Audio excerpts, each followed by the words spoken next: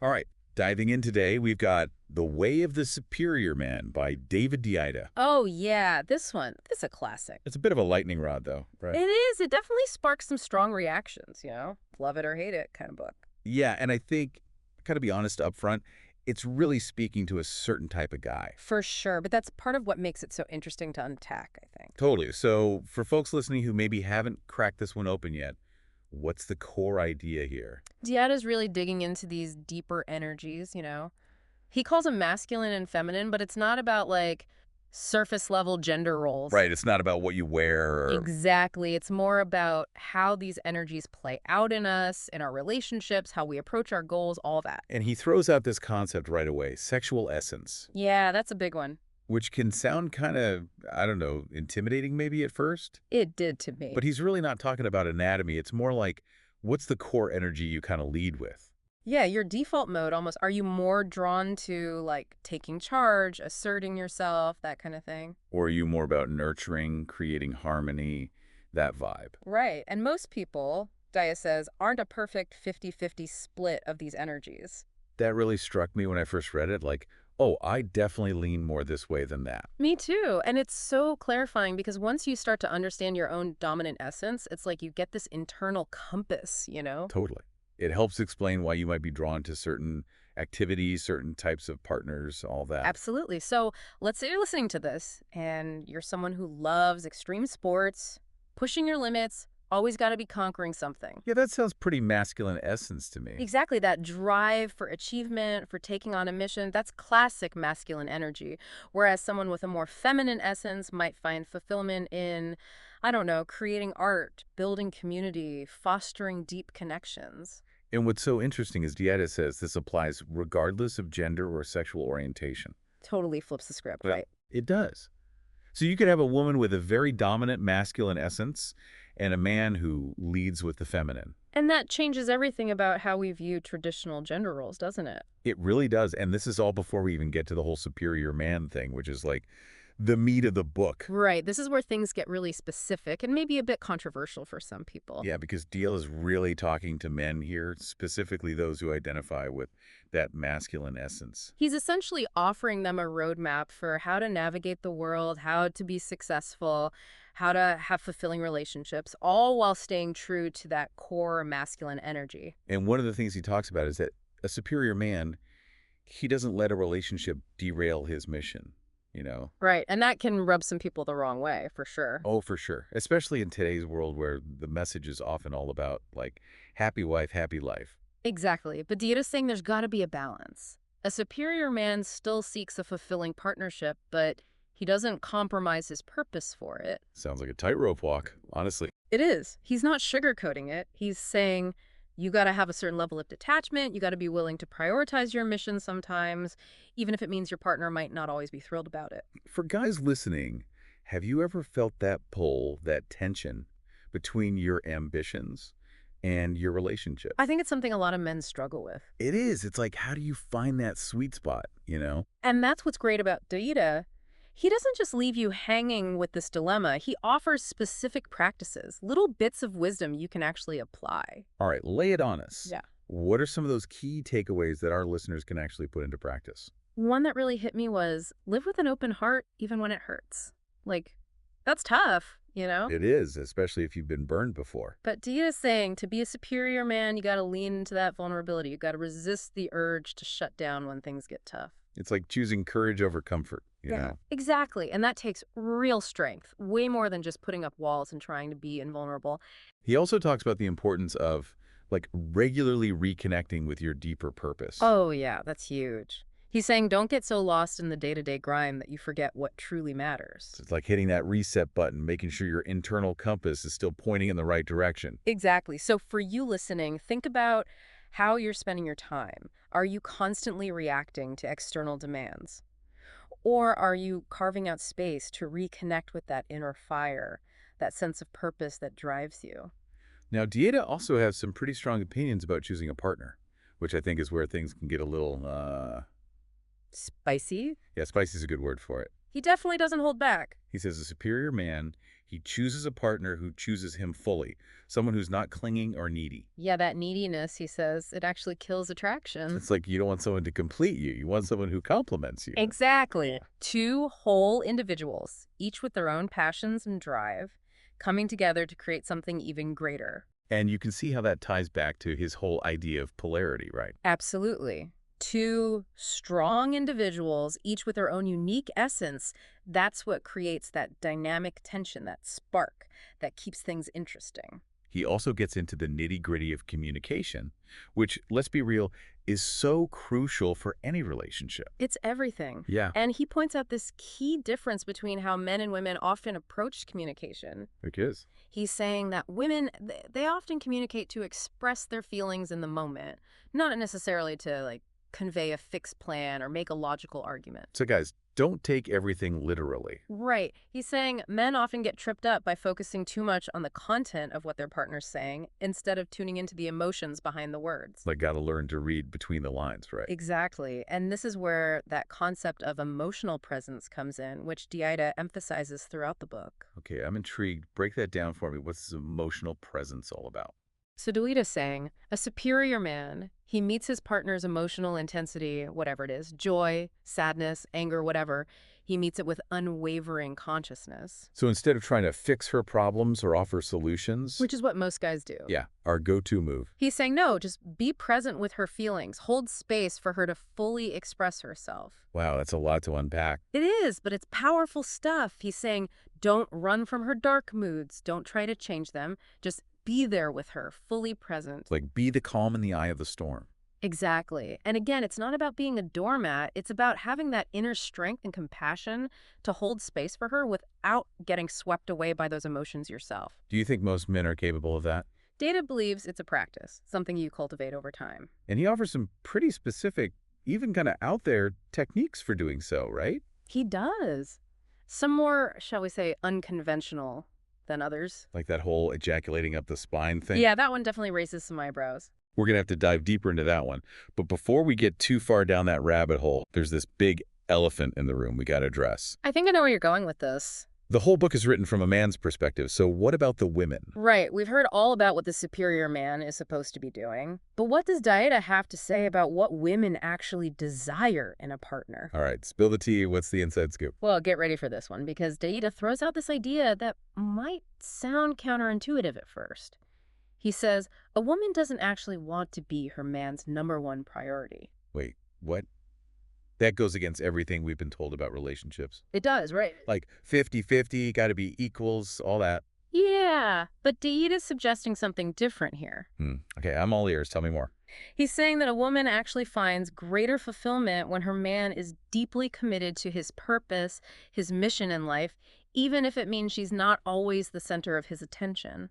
Okay, so last time we were talking about this really provocative idea that a woman doesn't actually want to be her man's top priority. Yeah, Deida definitely throws out some curveballs in this book. He does, but the thing is, it kind of makes sense when you think about it in terms of his whole polarity thing, right? Exactly. It's not about her being less important. It's more about him having a strong sense of self, a driving force that's not solely dependent on the relationship.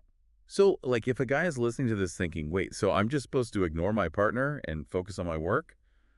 That's not what he's saying, is it? Not at all. It's about balance, of course. But the point is, a man who's solely focused on pleasing his partner, on constantly meeting her needs, he might actually become less attractive in the long run. Oh, interesting. Yeah, it creates this kind of dependency that can stifle passion and growth. So it's more about him having his own thing, his own drive, that in turn makes him more interesting, more magnetic to her. Exactly. And you can see how this connects back to Deida's concept of polarity, right? He's saying that a woman with a predominantly feminine essence is naturally drawn to a man who embodies that strong, directed masculine energy. And this is where that killer instinct idea comes in, right? Yeah. Like women are actually turned on by a certain level of intensity and drive in a man. Yeah, I know that can sound a bit jarring to modern ears. It does. But remember, Deida is speaking metaphorically here. He's not talking about literal aggression or violence. He's talking about a man's ability to be decisive, to face challenges head on, to be a force in the world. It's like she wants a partner who can face down that metaphorical burglar in the night. Right. who Exactly. has the strength and courage to protect and provide, both literally and figuratively. Precisely. And this taps into something very deep and primal for a lot of women, that desire to feel safe and secure, knowing that their partner is capable of handling whatever life throws their way. And that sense of security allows her to relax more fully into her own feminine energy. That's the idea. So it's not just about him taking charge and making all the decisions. It's about him having that inner strength and resilience that she can rely on. Exactly. And this extends to the realm of emotions as well. Deida talks about a woman wanting her partner to be able to meet her emotional intensity with unwavering consciousness. Okay, break that down for me. What does that actually look like in a real relationship? He's saying that instead of trying to fix her problems or offer solutions, which is what most guys do, a superior man leans into those intense moments. Yeah, we're fixers. That's our default, right? It is, but he's saying no, just be present with her feelings. Allow her to fully express herself without judgment or fear. So he's like that calm in the eye of the storm. Exactly, that steady presence she can lean on when her world feels chaotic. It sounds kind of impossible, to be honest. It can be incredibly challenging for a lot of men because our instinct is often to fix things, to make things better. It's hard to just sit there and like be present with those big emotions. It is, but Deed is saying that sometimes the best thing you can do is simply be present, to listen without judgment, and to allow your partner to move through her emotions without trying to control them. And this is where that whole vulnerability thing comes in, right? Mhm. Like a lot of guys are taught to suppress their emotions, right, to be stoic and strong. Exactly. We're conditioned to think that showing emotion is a weakness. But Deed is saying that true strength comes from being able to open up, to be present with both your own emotions and your partner's. And that level of emotional presence can be incredibly powerful for a woman. It allows her to feel truly seen, heard, and understood, which creates a deep sense of intimacy and connection. So it's not about him being some perfect, emotionless robot. Nope. It's about him being able to handle her emotions, her intensity, without getting swept away by them himself. Precisely. And this ties back to that idea of him having his own strong sense of self, his own groundedness. If he's not secure in himself, if he's overly dependent on her for his own emotional well-being, he's not going to be able to offer that kind of steady presence. So it's like he needs to have his own internal compass, his own source of strength, in order to be that anchor for her. Exactly. It's not about one person completing the other, but about two whole individuals coming together to create something even greater. I love that. And I think that's what a lot of people miss about Deida's work. It's not about one person being dominant and the other being submissive. It's about two strong individuals coming together to create a dynamic, passionate, and ultimately fulfilling partnership. That's a beautiful way to put it, and that's what Deida is ultimately pointing towards, a relationship that is based on mutual growth, on supporting each other's evolution, both individually and together. Now, I know a lot of people might be listening to this thinking, this all sounds very idealistic, but how does it actually work in the real world? Right, good question. And I think it's important to remember that Deida's work offers a framework, a set of principles and practices that we can adapt to our own unique situations. So it's not about following a rigid set of rules. It's about taking what resonates with us and integrating it into our lives and relationships in a way that feels authentic and empowering. Exactly. And it's about being open to growth and evolution. Relationships are constantly changing, and it's important to be willing to adapt and learn along the way. So being flexible, being willing to try new things, and being honest with yourself and your partner about what's working and what's not. Exactly. Communication is key. Deida talks about that too, right? The importance of clear communication, understanding that men and women often express themselves differently. Yes, he encourages men to tune into the underlying emotions being conveyed by their partners rather than getting caught up in the literal content of what's being said. So it's about learning to read between the lines. Exactly. And he also reminds women that sometimes they need to be more direct and assertive in communicating their needs and desires. It's about bridging that communication gap and creating a space where both partners feel heard and understood. It's like learning to speak each other's language. A great analogy, because sometimes it really does feel like men and women are from different planets when it comes to communication. It does. And I think that's where a lot of conflict arises in relationships, from those misunderstandings, from not taking the time to truly understand where our partner is coming from.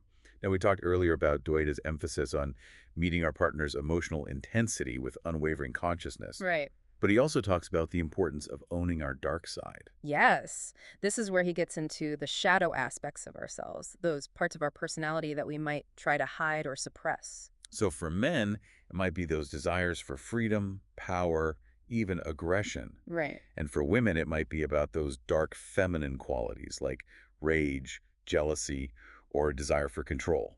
Exactly. And I think it's important to emphasize that he's not condoning harmful behavior. He's simply saying that these shadow desires are a part of who we are, Yeah. and that by denying them, we're actually cutting ourselves off from a part of our So power. it's about acknowledging and accepting all parts of who we are, not just the ones that are easy to love. Exactly. And he suggests that this can actually lead to a more profound and fulfilling experience of intimacy. How so? Well, when we're able to be fully ourselves without hiding or suppressing any part of who we are, we can connect with our partner on a much deeper level. There's a sense of vulnerability and authenticity that creates a powerful bond. So it's about meeting each other in the fullness of our being, shadows and all. Exactly. And this requires a certain level of courage and self-awareness. It's not always easy to face those parts of ourselves that we might be afraid of. It's not. But I think you're right. That vulnerability, that realness, that's what creates true connection. And Deida believes that it's essential for both personal growth and fulfilling relationships. Now, Deanna also talks about the importance of body practices for cultivating energy and presence, right? He describes various techniques, including breathing exercises and even, Ejaculating up the spine. that's the one, which, gotta say, is definitely one of the more eyebrow-raising aspects of his work. For sure, it's not for everyone. It's not, but it's essentially what he's suggesting is that by redirecting sexual energy upwards, men can experience a more full-body orgasm that enhances intimacy and connection.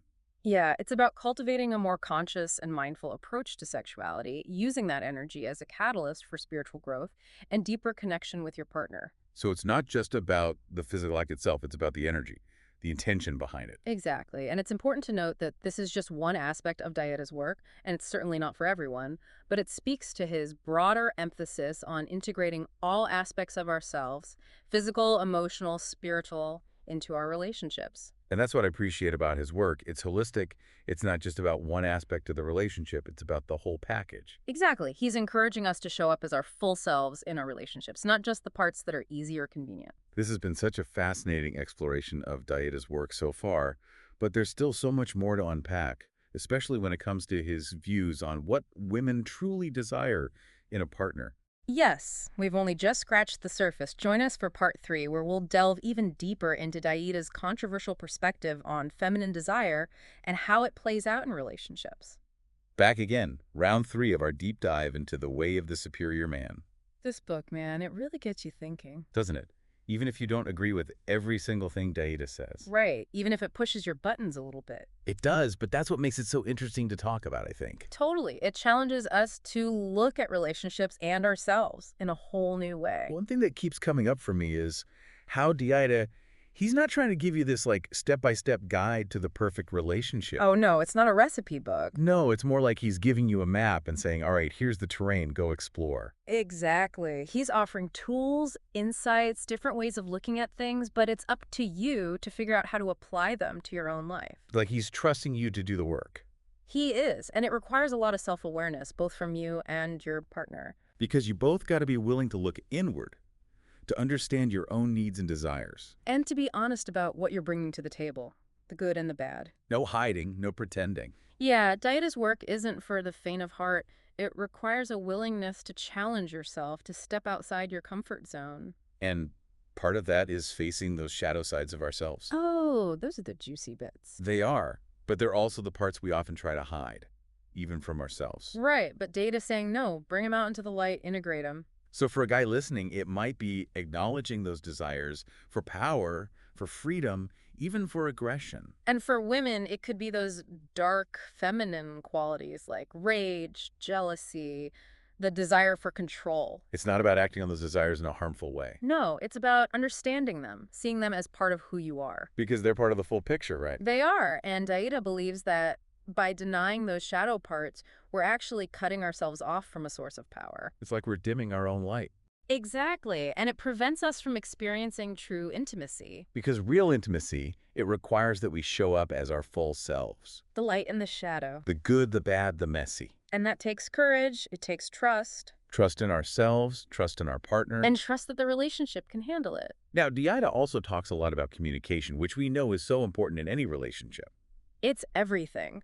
And he highlights this key difference between how men and women often communicate. Which He is, says women, they often communicate to express their feelings in the moment, not necessarily to convey a fixed plan or to win an argument. so guys, listen up. Don't take everything literally. Right. It's not always about the words themselves. It's about the emotions behind them. It's about tuning into that deeper level. Exactly. And he also reminds women that sometimes they need to be more direct, more assertive in communicating their needs. So it's a two-way street. It is, and it's about bridging that communication gap, creating a space where both partners feel heard and understood. Which brings us back to that idea of meeting our partner's emotional intensity with unwavering consciousness. Oh, that's a big one.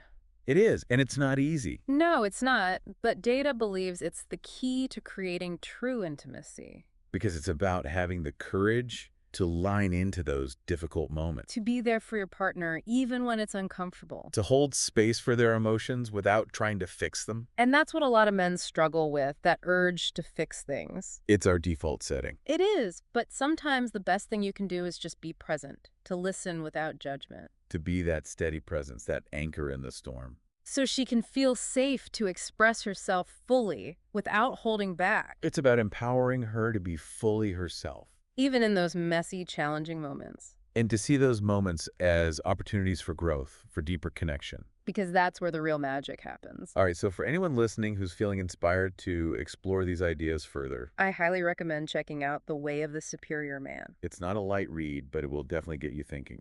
And even if you don't agree with everything Deida says, it's a powerful tool for self-reflection and growth. It challenges us to examine our beliefs about relationships, about ourselves, about what it means to live a truly fulfilling life. And isn't that what it's all about? It is. Thanks for joining us on this deep dive. We'll catch you next time.